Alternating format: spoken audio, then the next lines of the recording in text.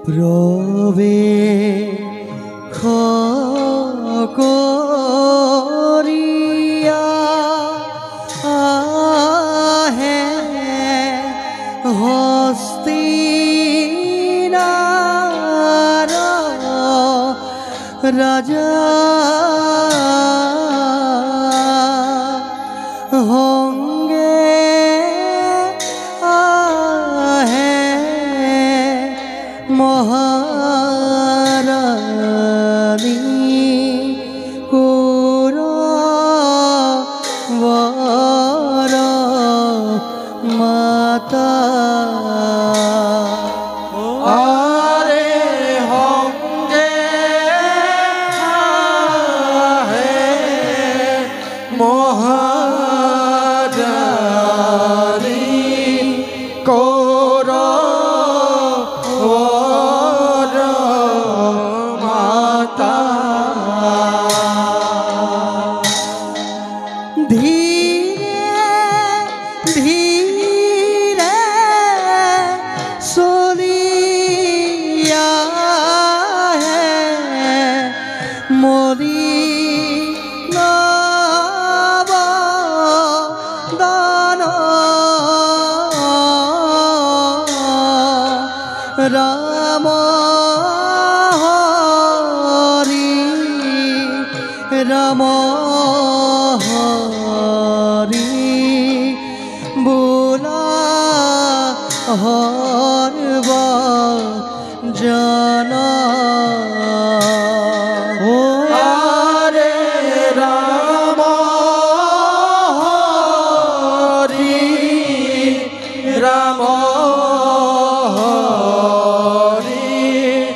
বোলা হরব জানা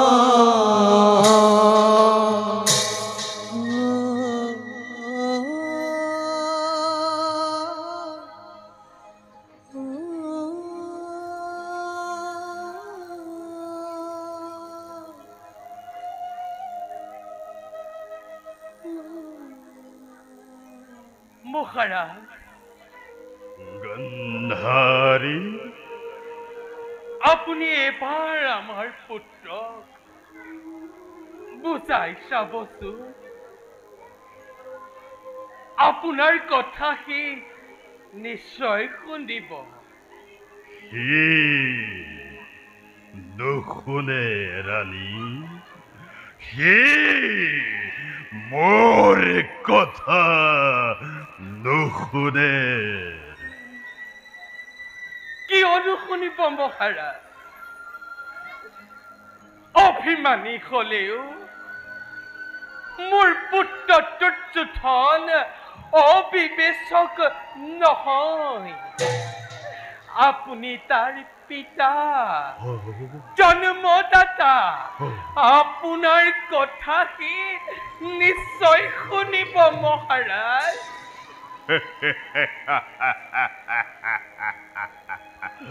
আৰু তুমিও তো তাৰে মাতা পুত্ৰই যদি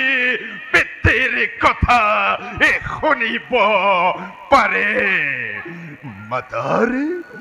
মাতাৰ কথা নুশুনাকৈ নাথাকে ৰাণী মই কিমান চেষ্টা কৰিলো কিমান বুজালো সি মোৰ কথা নুশুনিলে মহাৰাজ সি মোৰ কথা নুশুনিলে আৰু মই কি বুজোৱা নাই তাকে মোৰে অনুৰোধ কৰিবলৈ বাকী এই দুৰ্যোধনে পাণ্ডৱে তোৰে শত্ৰু নহয় সি মোৰ কথা নুশুনিলে গান্ধাৰী হে মোকে উমলাই গুচি গ'ল নাই বিশ্বাস নহয় মোক কি বিশ্বাসৰ কথা কৈছা মোৰ কথা পুত্ৰ বাধ্য এতিয়া যি দেখিছো এই ধৃতৰাষ্ট্ৰকে বৃদ্ধ জন্মন্ধ অন্ধ অপদাৰ্থ বুলি বিশ্বাস নকৰিবলৈ শিকিছা ৰাণী অভিনয় নকৰিব অভিনয় নকৰিব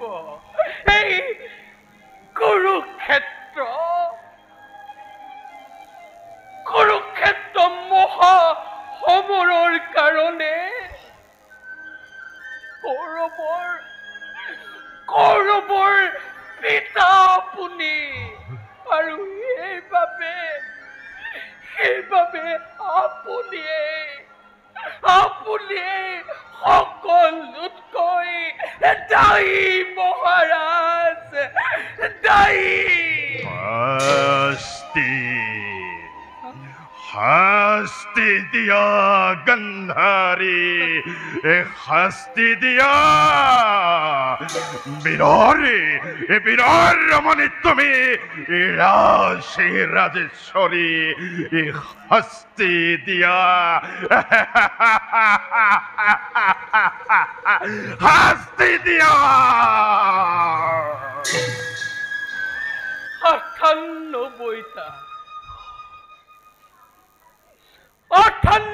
98টা পুত্ৰৰ সকাল মৃত্যুত যাৰে বুকু নপবিল সেই কাঠ চিতিয়া পুৰুষক সেই কঠোৰ পাখাদক এজনী অবলা নাৰীয়ে কি শাস্তি দিব মহাৰাজ কি শাস্তি দিব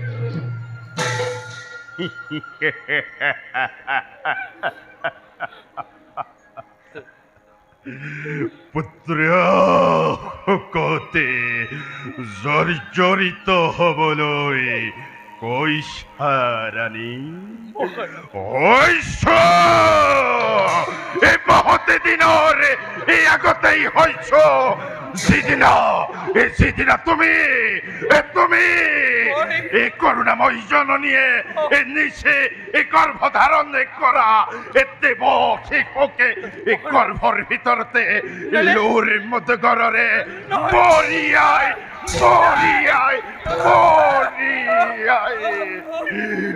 মাংহ পিণ্ডতে পরিণত কৰিছিলা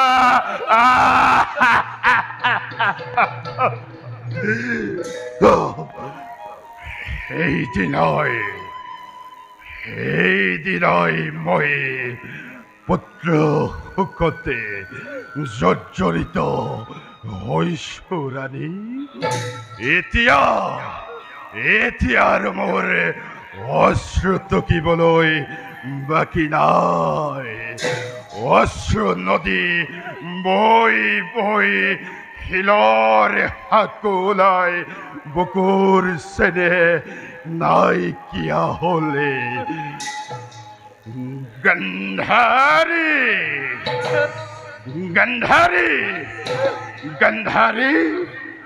গন্ধাৰী মতি ভস্ত্ৰ দুৰ্বল বৃদ্ধ ৰজা মই কিবা কম বুলি তোমাকে কিবা কৈ পেলালো মোক ক্ষমা কৰা গন্ধাৰী মোক ক্ষমা কৰা